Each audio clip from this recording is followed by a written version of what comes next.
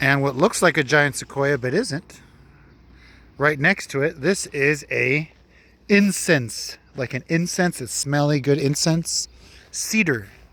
Incense cedar here, giant sequoia there.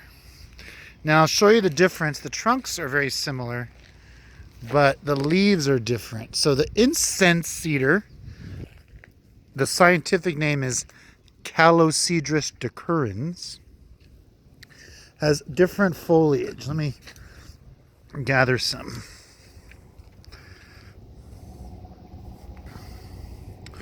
So the foliage here on the left is the foliage of the giant sequoia.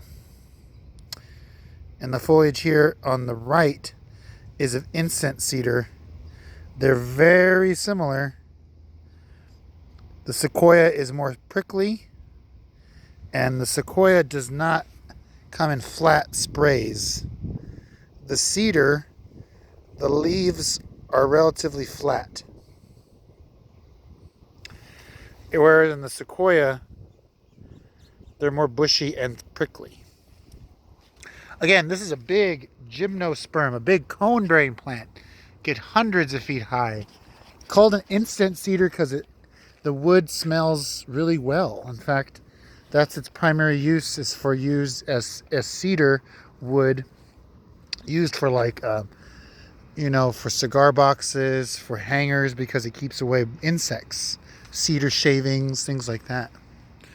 Smells really good. It repels insects. It's also very good wood for preventing rot. Cedar wood. Cedar wood, also Calocedrus decurrens, also the #1 source of wood for pencils. Again, it's native throughout California, in the mountains, in mixed conifer woodlands. Here's another one here. Again, superficially looks like a sequoia, but the leaves are in flat sprays and they hang down. Let me show you the cone on this guy.